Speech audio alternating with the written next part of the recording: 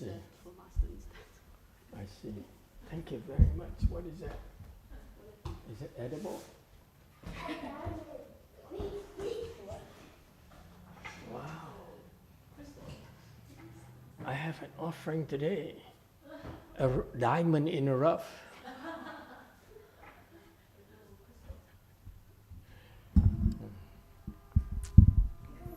Wow, such a young age and knowing how to make offering is triple jewel already.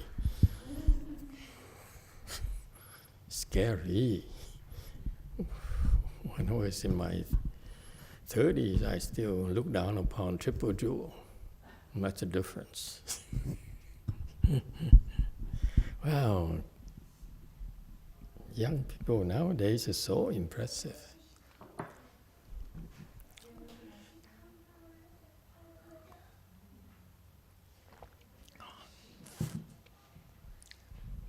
Okay, we polish, we cut it.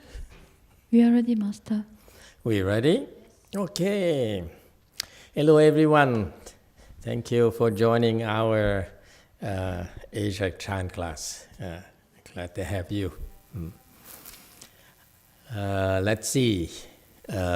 First of all, today I was preparing for my lecture tonight. And this your afternoon time in Asia.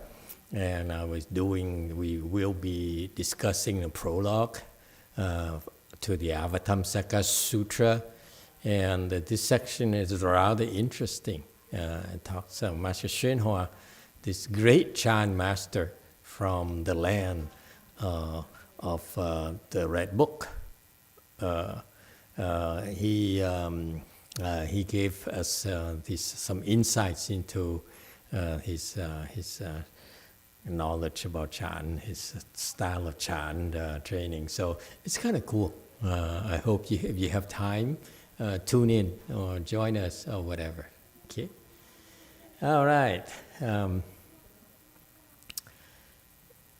It's a pleasure to be able to practice Chan with all of you. I feel that I learn a lot from so many of you throughout the years. I'm still learning a lot from all of you. So that's part of my fun of teaching, honestly. And this is, you are making it more fun for me to teach, more challenging for me to teach. And so we separate two kinds of people. I separate two kinds of people, the left-form people and lay people. It's because the requirements are different, your goals are different. First of all, common goal is that we should try to have a good life, improve the quality of our life. That's naturally occurs when you practice Chan. Okay, it's fundamental. The path to enlightenment can be measured by the increase in your quality of life. And that's what I've noticed the last 20 years or so, that you all got better and as the, God forbid, the Christian put it, happier. Okay, that's all they talk about, happier, happier. But for them, happier is an aspiration. It's not a state of being, a state of well-being. Happier is actually inside, it's not outside. Their happiness is based on externals. Our happiness is based on internals. Okay? And so that's why you need to learn to manage your internal treasures a lot better in order to be happier. And when you're happier, yes, I'm not afraid to use a dirty word, I used to call happier, okay? It's this happiness here is a natural state of being. We are inherently happy ourselves. if we only give ourselves a chance to be happier. Okay, and so Chan is a way of life that will help you attain that. So I see it as for lay people as well as left home people, because I really feel that I've noticed over the years that the quality of life has improved a lot for all of our students. Okay. Unfortunately, there are some who left too early, and they fail to understand the advantages. They fail to see the treasure mountain. They came and they left prematurely.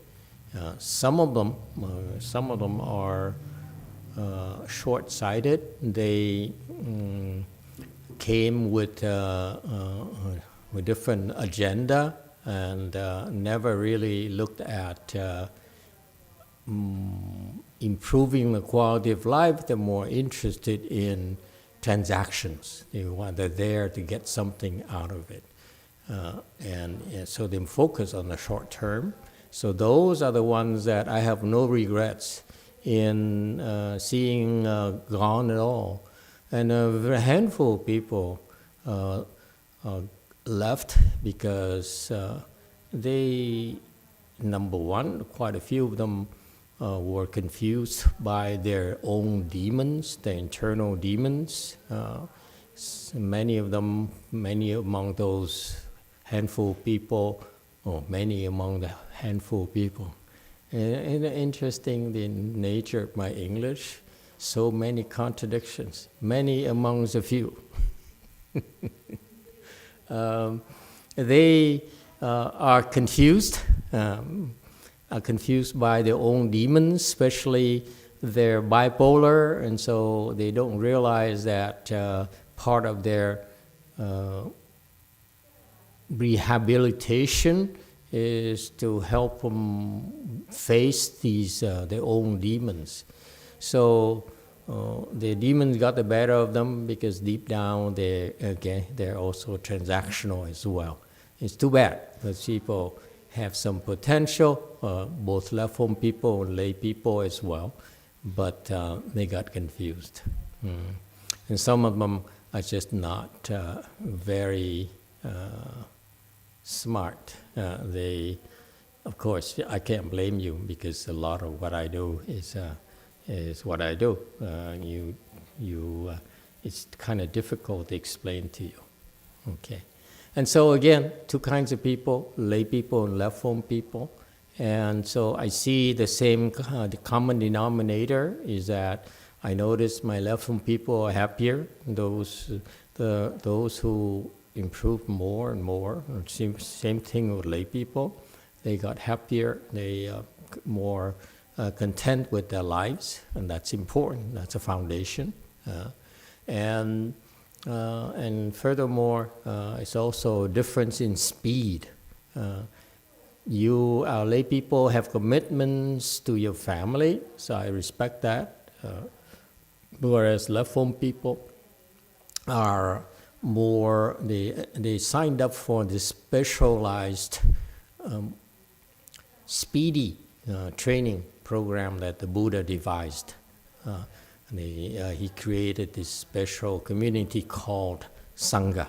So as a member of the Sangha, we have a different kind of lifestyle, and therefore the training that we undergo is a lot more intensive than lay people. Lay people, we have for you the programs for you on like a part-time basis, weekends or online classes like this. For left home people, it's basically for us, believe it or not, it's practically 24 hours a day. That's why they're a lot more intensive. They will be, they have more chances to make progress more quickly. Okay, and so left home people are the ones who actually ask me to be more, I guess, more. brutal. Okay, and some of them couldn't take it, and so some of them simply are not qualified, and so that's how it is. That's just life. Can't win them all. Any questions and comments? I'm also feel very, very lucky to have this great Chinese teacher, Master YongHua, who, because at a younger age, I abandoned, renounced my Asian heritage, and went for the French culture, and relinquished my ancestral heritage. Whereas after I met Master YongHua, I learned about Chinese Mahayana. I appreciate it a lot more and more. So, among which Master YongHua shared with us, my generation, the wisdom from Confucius, who's actually Bodhisattva.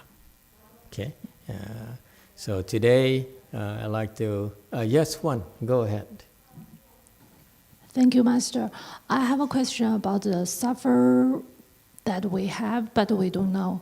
So yesterday I asked for some suggestion about my cultivation from a venerable, and she mentioned there's some suffer we have, but we don't know. So I just wondering what's the point we should be aware of our suffering? Because I agree with her, because I can see my families or my friends, they are suffering, but they don't know. But basically, they are not cultivators. I think they suffer because they don't cultivate. So as a cultivator, should we beware when we're suffering, and why? Okay. Because there's another... God, the questions get harder and harder. God. Yeah, there's another question. Yeah, the second question is how can we do that? How can we do what? How can we be aware about our How can suffering? we be aware of our suffering? Yeah. Okay, that's... Thank you. Anyone has any ideas, brilliant ideas? Chewin Sanim, what do you think? The Koreans ask you this kind of question only in America.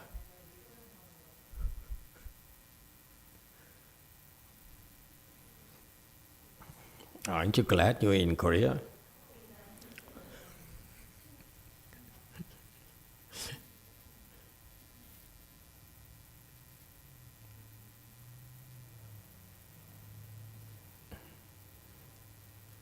We can't hear you.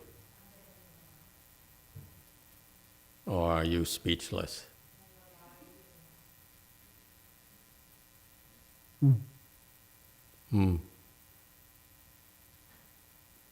Okay, there you go. That's the answer. Very good. Okay, first of all, it's just my version. Okay, the Buddha has his version. Master YongHua has his version about suffering. This is my version of suffering. It's very simple. Okay, if you're not aware of suffering, then you're not suffering. That eliminates a lot of people I have to answer to explain Buddhism to. Agree or disagree? Who are you to look at your girlfriend and say, you're suffering? Would you dare do that? I rest my case. There's no point in talking about suffering if they are not aware of it. So there's no suffering. Okay? Don't go home and tell your husband, oh honey, you are suffering. You're asking for trouble. Okay, so that's why over the years I realized that the monks tend to overdo it. Yes, Buddha is right, there's suffering. But who gives you the right to determine there's suffering? You know, in the real world, they have accredited people who have been deemed to be knowledgeable enough to say, you are a sicko, mental sicko, okay? You have cancer, and so forth. These are people who society deemed to be very, very credible, very, very competent to do that. We don't have such certifications. Okay, so who are we to tell you that Buddha's Dharma rules and that's the only thing that matters? No. Respect people. I feel that as long as people, it's kind of hard to me to tell someone who's drinking their suffering, you know, they're enjoying this glass of champagne before it becomes 25% more expensive on April the 2nd. Okay? So it's hard to tell them, oh boy, are you suffering? I don't want to be in your shoes. I want to be in his shoes. I look and say, wow, that's some nice bubbly. Do you understand bubbly, how Sang-Wook synonym? No, you don't. Because she looked at me. I'm suffering, she says. Okay? So, forget it. For other people, please be more respectful. When Buddha taught about suffering, it's because his disciples asked him to talk about suffering, about their suffering. Okay? That's why he talked so much about these sutra lectures and so forth. But be careful. This is Dharma ending age. No one wants to hear about suffering. No one asks you. And consider us to be smart Alex. We think that we know more than they. That's the last thing we want. And that would really alienate the people who don't know about Buddhism. Okay. That's the first part. Second part, how about us? Are we suffering? If we're not aware of suffering, are we suffering? That's a tougher one to answer. Okay. In theory, we are suffering. Why are we suffering? You're suffering because of ego. Okay. The ego. The Westerners call it ego, I call it ego. Okay. More international sounding ego. And so, yes, because of there, as long there is an ego, you are suffering. Okay. But so what? If we're suffering, the suffering is part of our retribution. So what if we're suffering? This is the way of life. We're suffering. We're here. We're suffering. So what? It's about knowing what to do about our suffering, first of all. Number two, knowing about what kind of suffering that we should address. Because sufferings there's so many sufferings that we cannot possibly address them all. Okay, so this limited short lifespan that we have, you have to be content with addressing some sufferings only. And we are able to do that well, we will attain a more meaningful and a happier life. Whereas people who don't do that, people who choose to ignore their spiritual life, their inner life, they will sink, and eventually the suffering will overwhelm them. In particular, they will get sick, or at the time of death, most of these people would really suffer a lot more. And they simply are ill prepared for that. Okay. And third part is, what do you do about your suffering? Well, try your best. Okay. As you continue, you will find the nature of our community is that after 20 years, we have built up this community here. It's rather interesting. It has many profound aspects. The community is not just for sanghas, but also for lay people as well. So sangha and lay people share this community, build this community, and are expanding this community. For example, now we have an online presence, a very strong online presence, and helping a lot of people online as well. And so we have this Dharma here that you should, if you stick around long enough, okay, you'll be able to receive guidance to address more and more of your suffering and rise above your sufferings.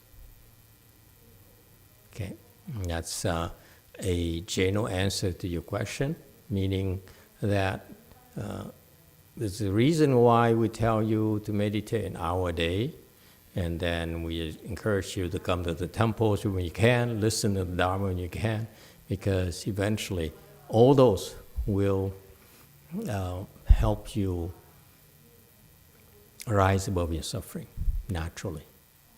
Okay, don't be like many people. They are too impatient. Okay, the Dharma we're practicing is sudden, meaning that there's a way of training that I will make it clear tonight when I talk about during the Sutra lectures about our American training versus Chinese or Vietnamese or Korean and so forth. Okay, and in time it'll be clearer. Okay, and you see further instructions from my students, the Sangha students and lay people who are skilled will reinforce such principles, such training techniques. Okay, so it's saying a lot about a lot. I don't think I really answered your question directly, did I? So basically, hang in there and try your best, and you'll be amazed on how far you can go. Okay, it's not like I put in, this, I did that, and what's happening? How come I see nothing? Don't have such transactional mindset like Westerners. I give you $5. What's in it for me? What do you give me in return? That kind of thing. No, it's not like that at all. Okay. All right. Anyone else? Dạ thưa thầy, cho con ý kiến đi. Okay, there's a question here.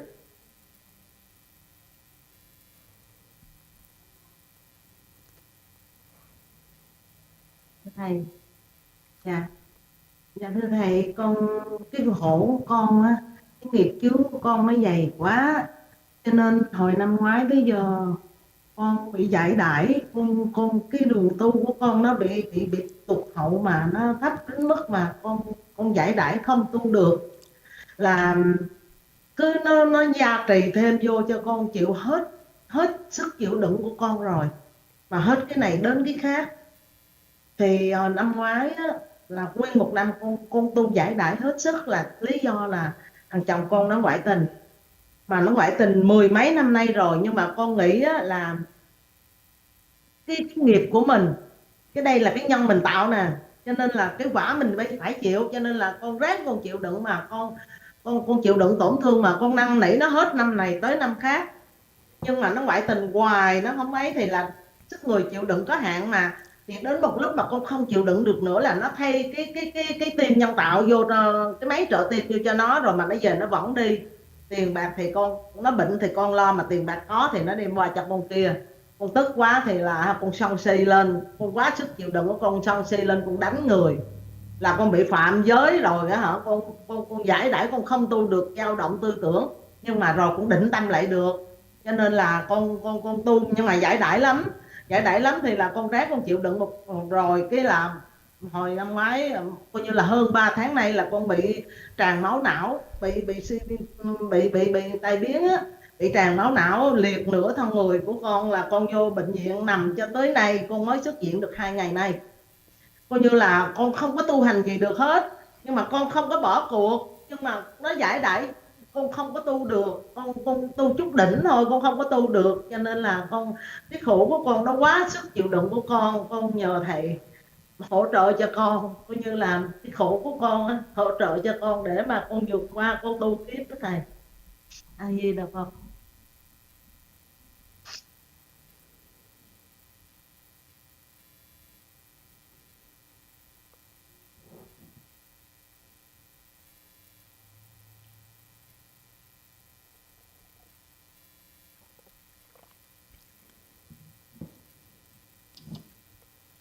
Hello, Master. So probably this is my karma. So it's very heavy, very thick. So last year, up to today, I felt like I'm very lazy. My cultivation has been postponed and caused me to be very lazy. Even though I try my best to cultivate, but I cannot endure anymore. It's out of my wits. So last year, my husband has been having an affair for actually, it's been 10 years already. And up to the point that I could not take it anymore. I bear the burden, bear the pain many, many years. He has been having an affair for long time, to the point that I have been, he has a heart surgery. I'm sorry, this is, I could not, thay tim nhân tạo. It's a pacemaker. Yeah, pacemaker and heart replacement. So even though he have been having that problem, all of his money, he still give it to to do his affair.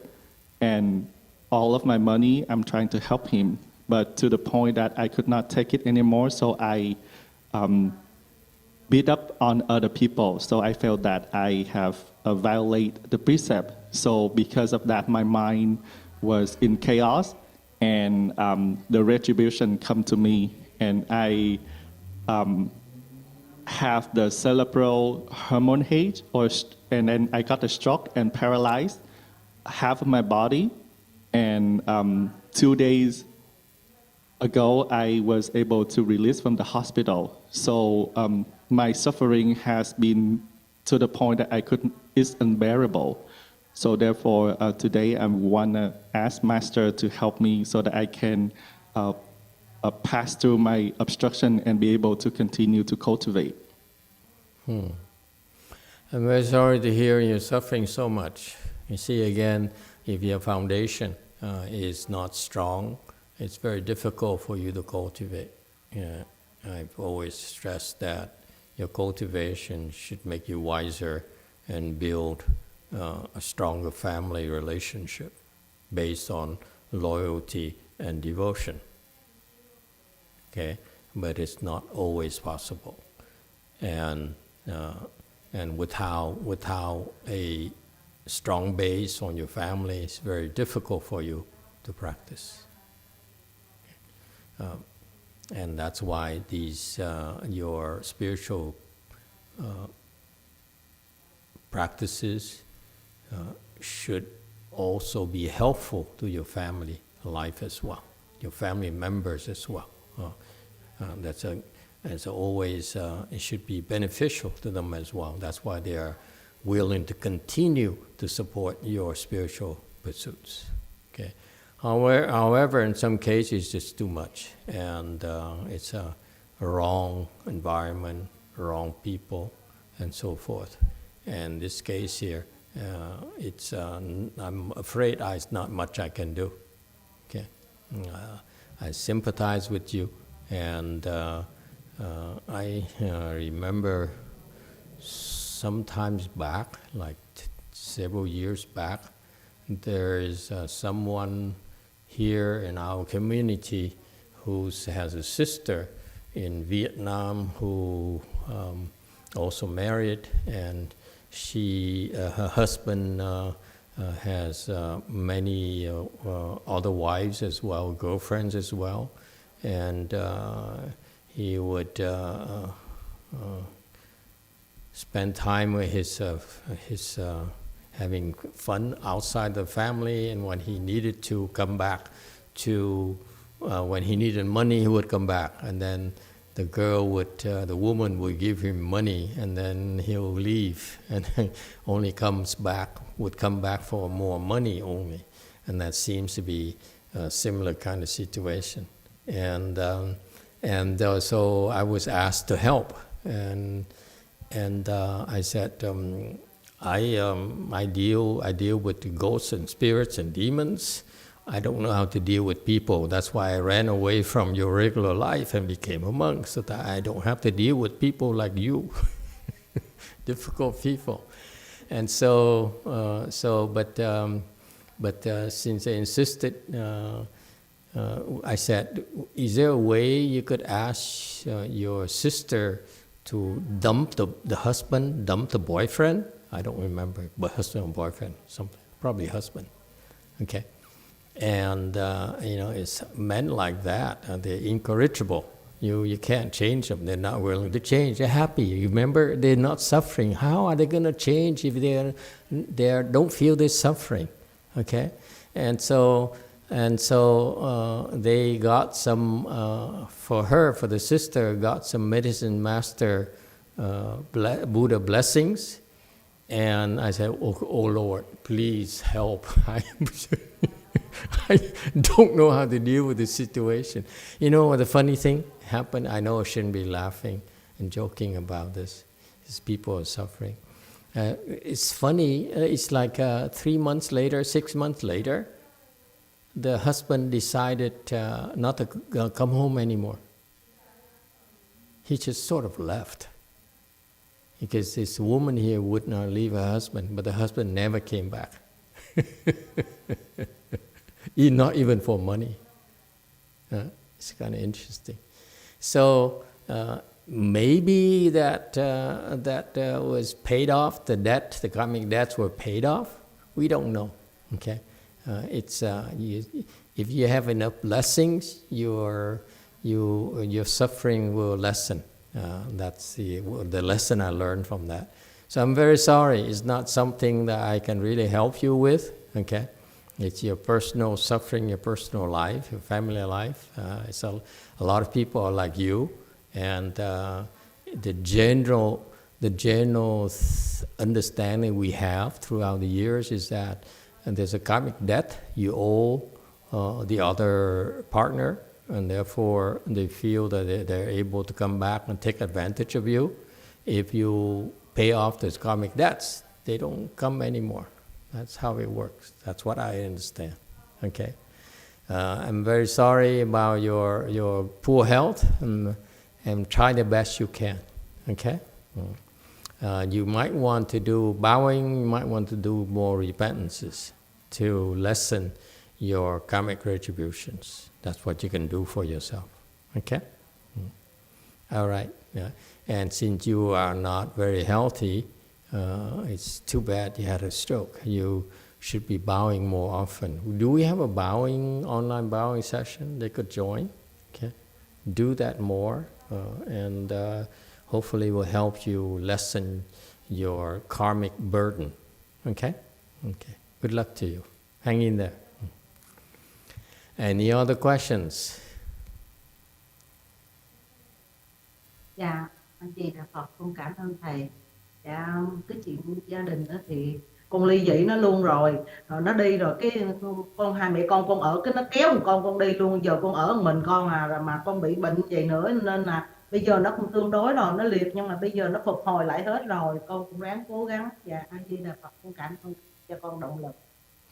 Dạ. Okay. All right. Thank you so much, Master. Yes, this is my family's affair business, but so I've also divorced him, and back then I was able to live with my son, but then he pulled my son away from me, and right now I'm living alone. My paralyzed, my stroke has been improved, and right now I can move my body. Thank you so much for giving me motivation, Master. Yeah, it's a lot of suffering. We'll hopefully you get a little bit of help going your way. Okay. Yeah. All right. Anyone else?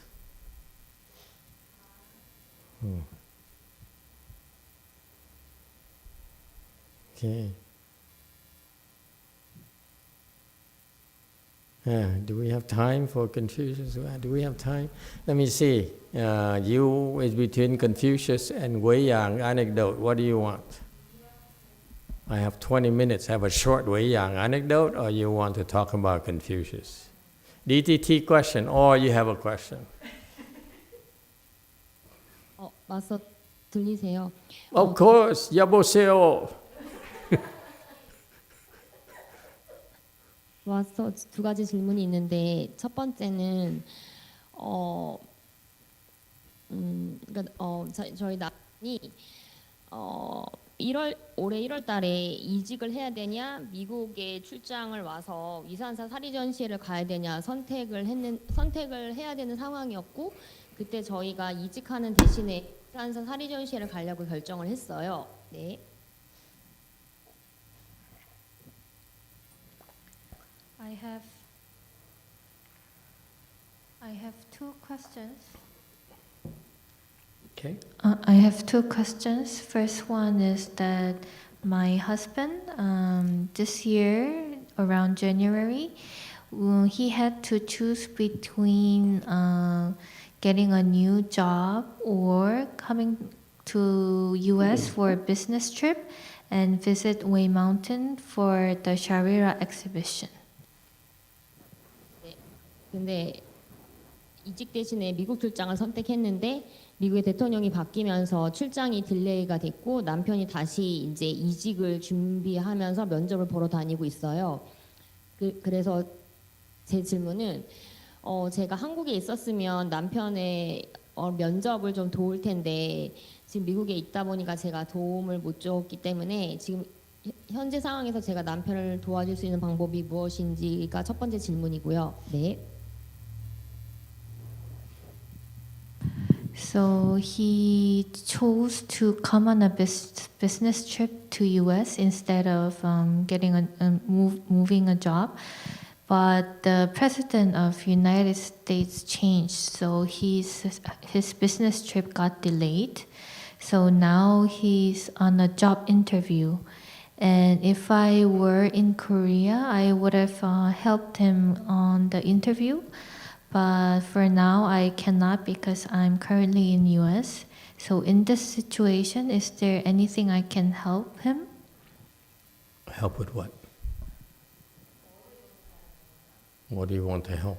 그러니까 제가 맞서 제가 한국에 있었다면 남편이 면접 보러 가기 전에 면접 상황에 대해서 시뮬레이션을 한다든지 그렇게 모의 면접을 좀 하고 의상이라든지 이런 걸 좀 챙겨줬었는데 제가 그걸 할 수가 없어서 지금 같은 상황에서 제가 무엇을 도울 수가 있는지가 질문이고요. So if I were in Korea, then before he goes to a job interview, I might do a like simulation interview with him, and maybe I take care of his outfits. But in this situation, I cannot. So I'm wondering what can I help? And can you FaceTime him?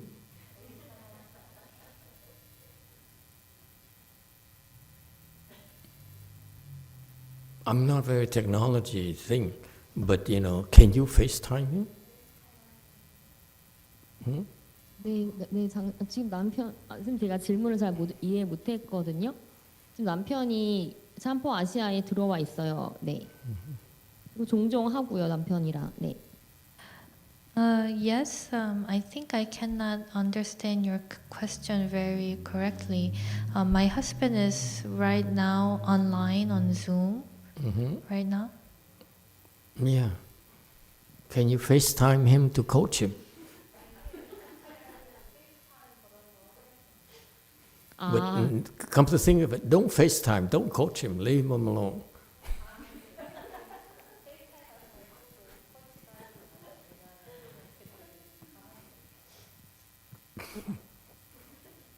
알겠습니다. Don't try to help so much.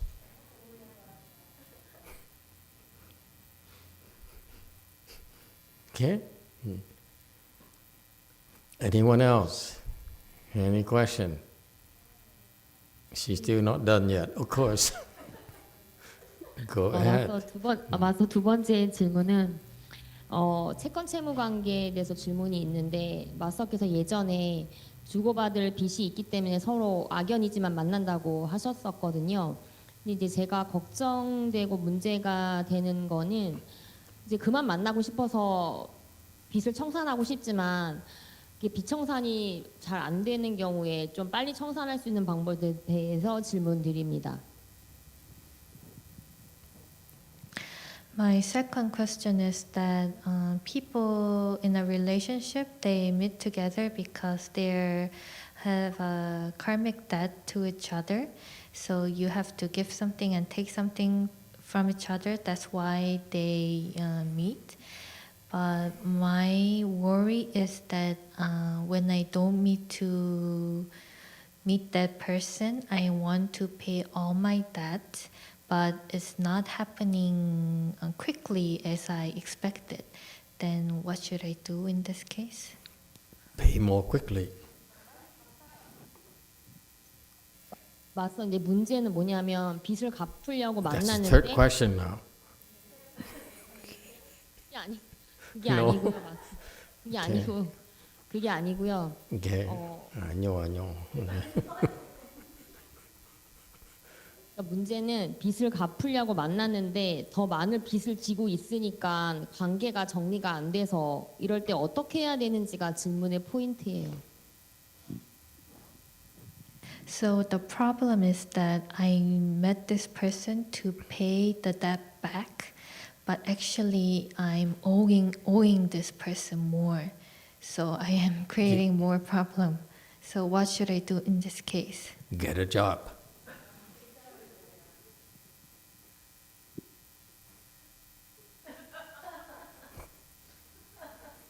So that you can pay him back quicker.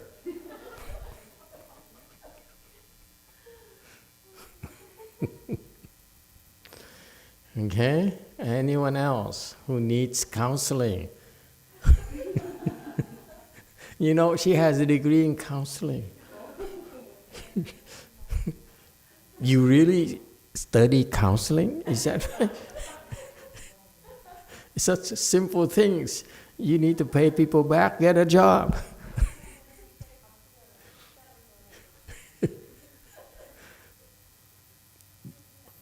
Oh, I'm sorry, I asked you a question.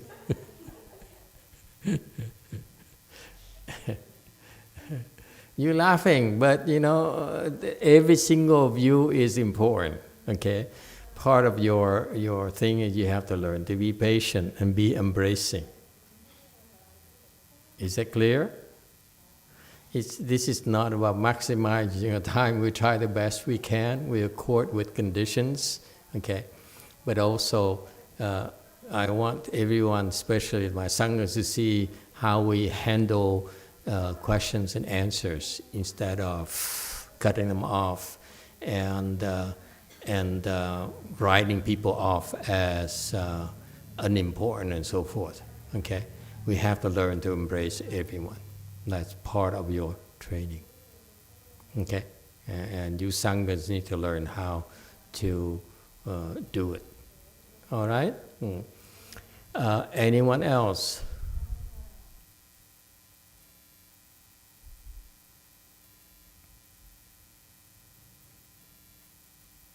Okay, JC question, thank you. I have 10 questions. What are we going to do now with 10 minutes? My God. Yes.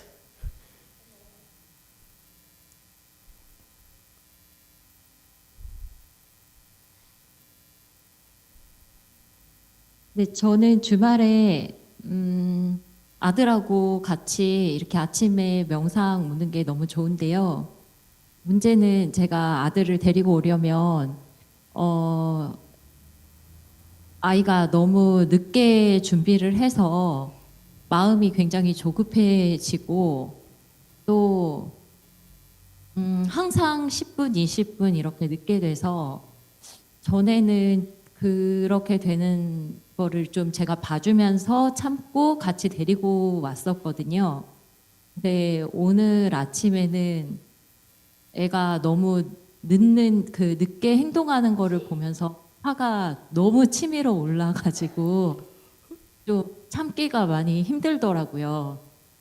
그래서 이게 좀 아이가 조금 더 빨라졌으면 좋겠다라는 생각이 들어서 그게 좀 문제가 있는 건지 어떻게 해야 되는지 궁금해서 질문을 드립니다. So before coming to the temple with my son in the morning to meditate, it was really good. But the problem is that if I want to bring my son here, he gets ready too slowly. So I get very impatient, and we always late for the meditation class around about 10 to 20 minutes. So before I was just enduring, and then I would wait for him, and then I brought him. But this morning he was acting too slow, so I was very furious. I couldn't hold my anger. So I have a thought that this guy, I wish him to be faster. Is this a problem of mine, or what should I do with the situation? Okay, very good. It's commendable that you are trying your best to take care of your son. It's not easy. There's lots of challenges, and that's really remarkable that you stuck with it and you kept on trying your best. Okay, and in a very subtle way, you find ways to bring him to the temple. It helps him. Does it? A little bit. Okay, and so. You're doing the best you can. That's very good. And also at the same time, that's part of your cultivation. You take care of your family. You hear? Okay. And when you take care of your family and you try to come to the temple or try to cultivate, there will be challenges. There will be obstruction. Trust me, it's part of your cultivation. Cultivation begins right at home. Your Chan begins, your Chan training, your spiritual practice right there begins right at home, trust me. Because if you don't handle your home life properly, you will not be able to get to the temple. You will not be able to do what you want to do. That's important to you. Okay? So part of that is you learn how to handle it better. For example, maybe if he's slow and that's how it is, they're just like the weather. Sometimes there are sunny days, sometimes there are rainy days, and so forth. And so therefore, that's what we all have to bear with. All right? Meaning that you don't need to get impatient. There's a reason now, you understand now why I allow you to walk into the chant session anytime, quietly, or sometime loudly, with some younger members of our community. They whisper, but they still can hear them so clearly. But it's perfectly okay. It's part of the cultivation, they're aware of it, and they're trying to speak softly. That's impressive, okay? That's a sign of respect right there, and be considerate. So if we help teach the younger people that, it's we've done our job, okay? And there's a price to pay to help them, okay? Don't ignore that fact. Nothing is free in life. We teach our children, our nephews and nieces, they will have to pay the price for it. Okay? And so we are probably one of the rare few places where we allow you to bring your children, make a lot of noises, run around and so forth. And in particular, we allow you to come in late as well. I get irritated, but I never showed it. Just like you, I get irritated too. All right? But part of my cultivation is I need to bear it. Okay? And so now I understand why I used to be so lax. I used to be so lax because there were only 1 or 2 people in my chant class. If I shut the door down, I would be meditating by myself. So that's why I chose to not lock the door and allow people to walk in late, okay? And actually, it turns out to be a good thing because our style of training has evolved quite a bit. It's a lot more than just being strict and locking up the door and beating you on the head or on the shoulder, you move and so forth. It's a lot more, okay, to chant training than just that. Okay, so if you're late, that's what it is. That's all you have. That day you're late, you're going to be late. But at least look at the bright side. You tend to be so narrowly focused on what you want. That's a good thing for you. Okay. However, when you have children, you need to be more flexible. They only are willing to cooperate so much with you. Okay. And therefore, if you're late 5-10 minutes, okay, you get used to it, and some days it's going to be 20 minutes sometimes, and then I would make him get up earlier on some days, okay, or give him prizes to encourage him to get to move faster, make it a game, all sorts of things you can do. Now, don't be so straight-laced like a man. Men, we are inflexible. We give you an order, we expect it to be carried out. Otherwise, you get very afflicted. Okay, very fragile ego when you don't obey us. Okay, and so you have to be more flexible as part of the relationship with others. We have to be flexible. It's not always going to be the way we want. Okay. You know what? Especially if you have a girlfriend, it is so much sweeter if she chooses to do it with how you're telling her. Don't tell her, this is what I want, okay? Then it's a forced relationship. Whereas if you want it, a very simple thing. You want something, you please her first. Make sure you pay attention to her and see what she likes. She likes, I don't know, lychee? Maybe a little flower? Maybe a little praise? Oh, your hair looked nice today. Not, but it's okay. Okay, so the point here is common sense. In a relationship, it's with your children, with your spouse, with your husband. It's a give and take. You want something, you make sure you give first, folks. This is what makes us different Buddhists. We don't demand. We always give first and give until they notice. And they say, oh, what can I do for you? And they say, oh, now you asked. I'm so glad you asked. I've been wanting this for so long.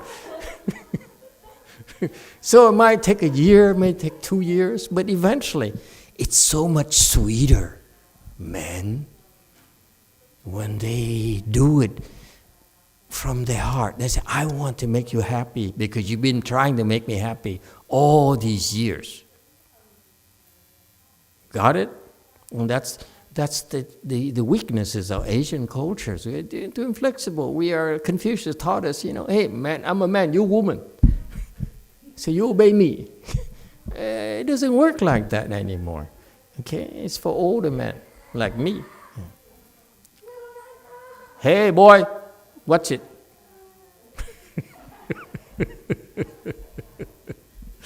Okay? So my advice to you is give more and more and more, okay? And never count, never keep track, keep giving more. And the funny thing is that eventually we'll notice and say, wow, you're such a special woman.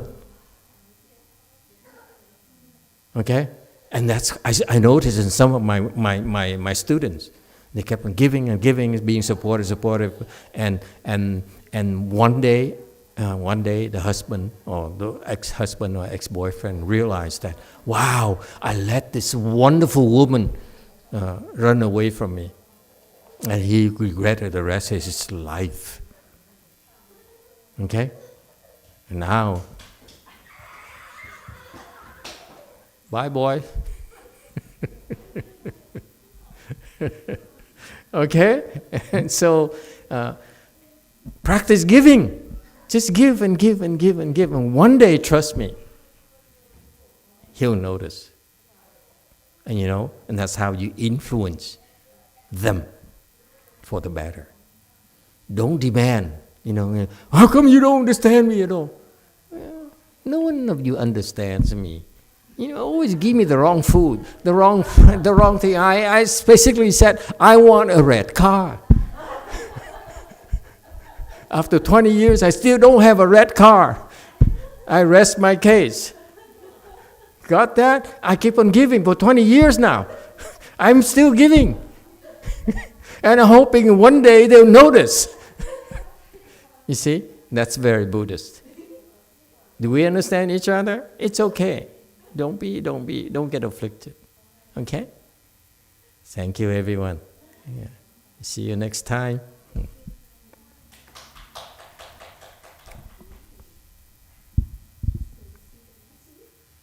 Next week.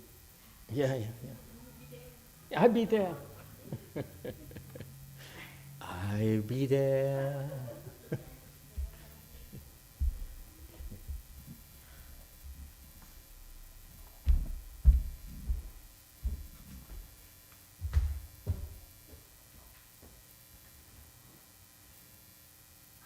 Bye bye.